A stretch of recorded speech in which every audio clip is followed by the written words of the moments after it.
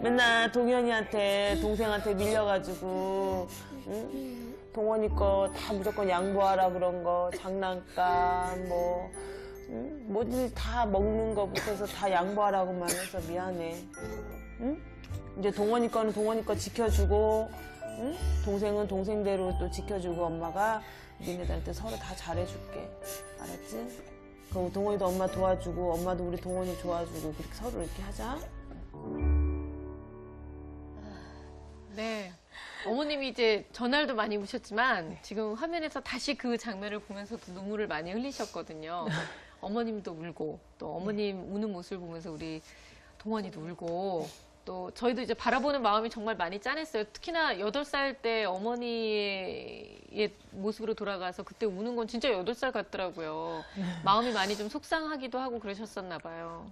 네, 그 전에는 이제 엄마가 되게 온화하셨던 분이셨는데 이제 아무래도 형편이 자꾸 이제 하니까 네. 본인도 이제 안 그러셨던 분이 이제 변하시더라고요. 그러다 보니까 이제 저도 이제 동원이가 이제 우는 거 보니까 아, 혹시 얘가 또 이제 제가 이제 똑같이 엄마가 친정 엄마가 무서웠던 것처럼 얘도 네. 이제 커서 이제 우리 엄마도 무서웠다는 기억이 남을까 봐 그게 제일 걱정되고 그렇죠. 그랬었어요. 네.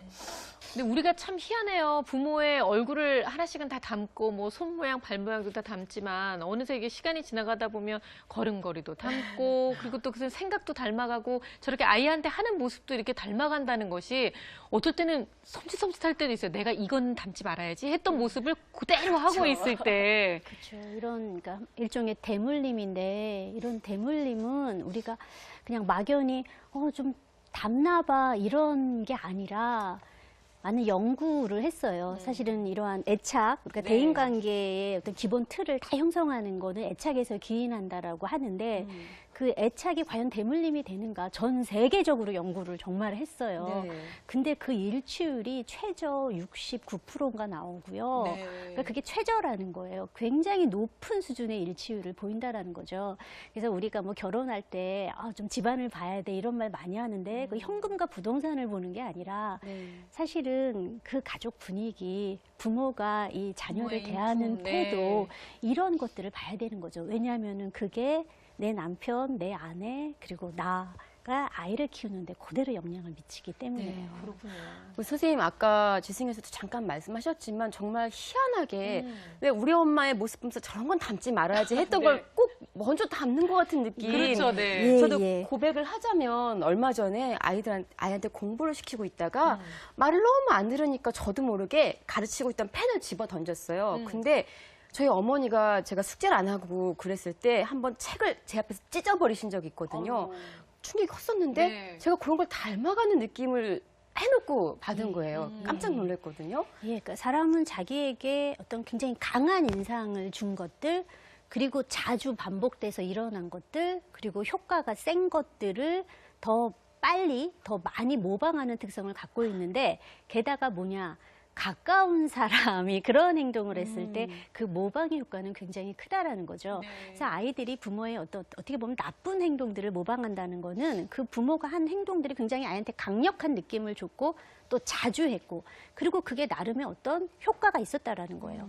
그러니까 엄마가 잔소리가 많으면 애도 학교 가서 어디 가서 되게 친구들이나 아니면 동생들한테 잔소리를 많이 하는데 맞아요. 엄마가 잔소리를 막 했을 때 그 느낌이 굉장히 싫었고 굉장히 뭔가 자기에게 이게 막 분노감도 느끼고 또 그 행동을 멈추게 하는 효과가 있었단 말이에요.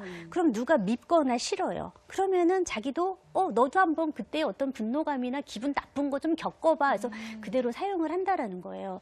그런데 이제 문제는 우리가 먹지 말라고 하는 것들이 다 달달하고 다시 인스턴트 식품이에요. 그러니까 이게 되게 쉬워요.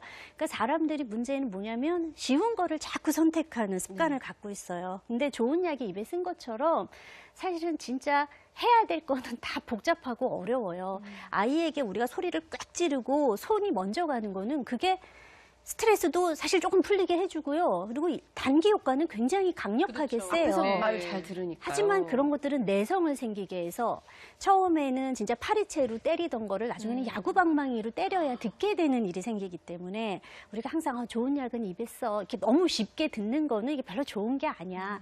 좀 오리지널하게 좀 어떻게 보면 정통법으로 시간이 걸리더라도 좋은 방법을 꾸준히 사용하자라고 생각을 해야 하는 거죠.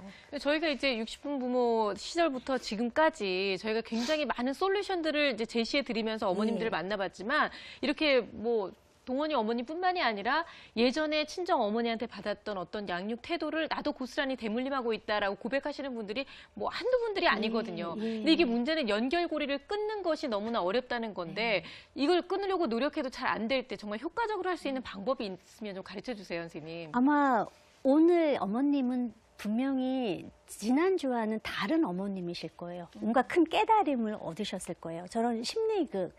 저게 이런 대물림을 끊는데 되게 좋은데요. 왜 네. 그러냐. 거기에는 굉장히 중요한 원리가 숨어 있어요. 저런 심리극을 왜 뻘쭘하게 왜 하냐면은 그거를 딱 하면서 내가 아까 어머님 8살짜리 아이가 됐잖아요. 내 어린 시절의 욕구, 감정을 알아요. 알 수 있게 돼요. 근데 우리가 그 어린 시절 고통스러웠던 감정 욕구 다 있거든요, 사람마다. 근데 그게 너무 고통스러우면 이렇게 눌러놔요. 왜? 자꾸 생각하면 기분만 나빠지니까. 그리고 누르고 나는 괜찮은 척.